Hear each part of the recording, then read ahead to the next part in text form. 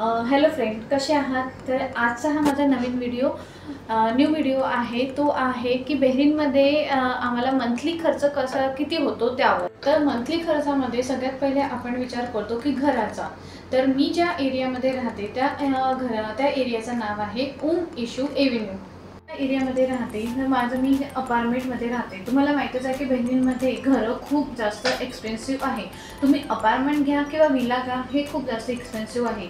माझा घराचा अपार्टमेंटचा जो टाईप आहे तो स्टुडिओ अपार्टमेंट आहे। स्टुडिओ अपार्टमेंट म्हणजे काय? स्टुडिओ अपार्टमेंट म्हणजे किचन, बेडरूम आणि त्यालाच अटॅच बाथरूम। तर माझा हा बहरीनमधला स्टुडिओ अपार्टमेंटचा मंथली रेट आहे 240 BD। तर इंडियामध्ये कॅल्क्युलेट केलं तर 55,000 मंथली।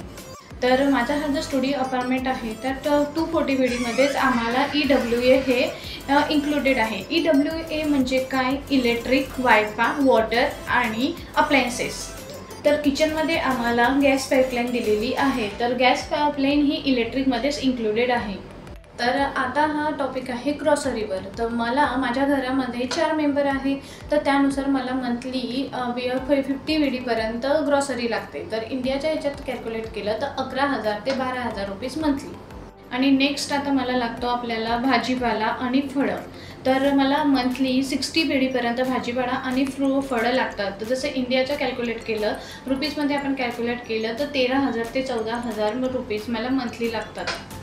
आता नेक्स्ट टॉपिक आहे आपलं एज्युकेशनवर। तर इथे एज्युकेशन बहरीनमध्ये खूप जास्त एक्सपेन्सिव्ह आहे। जर तुम्ही एका मुलाचा विचार केला तर इथे मंथली 100 BD एका मुलावर एज्युकेशनवर खर्च होतो। जर इंडियामध्ये कॅल्क्युलेट केलं तर 22,700 ते 23,000 रुपयापर्यंत मंथली एज्युकेशनवर आपल्याला खर्च होतो। आणि आता नेक्स्ट आपण बोलूया ट्रॅव्हलिंग। आपल्याला सर्वांनाच फिरायला खूप आवडतात। जर तुम्ही पब्लिक ट्रान्सपोर्टचा यूज केला तर पब्लिक ट्रान्सपोर्ट इथे बस पण आहे आणि तुम्ही प्रायव्हेट कॅब केली तर ते जास्त एक्सपेन्सिव्ह आहे। तर आम्हाला मंथली हे लागतो 50 BD पर्यंत, म्हणजे 11,000 ते 12,000 पर्यंत मंथली आम्हाला ट्रॅव्हलिंगवर खर्च होतो। जर तुमच्याकडे कार असेल तर तुम्हाला 20 BD पर्यंतच खर्च येतो, म्हणजे 4,000 रुपये मंथली। तर आता आपण बोलूया हॉटेलिंग। आता आपल्याला गृहिणींना कधी तर स्वयंपाक बनवायला कंटाळा येतो, तर आपण कधी बाहेरून ऑर्डर करतो, कधी आपण हॉटेलमध्ये जेवायला जातो। तर इथे हॉटेलिंगसुद्धा खूप जास्त एक्सपेन्सिव्ह आहे।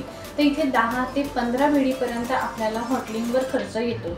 आणि जर तुम्ही नॉनव्हेज खाणारे असाल तर तुमच्यासाठी चांगलं आहे, आणि जर तुम्ही व्हेजिटेरियन असाल तर हे तुमच्यासाठी खूप जास्त त्रासदायक आहे, कारण इथे व्हेजिटेरियन लोकांसाठी खूप कमी ऑप्शन आहे।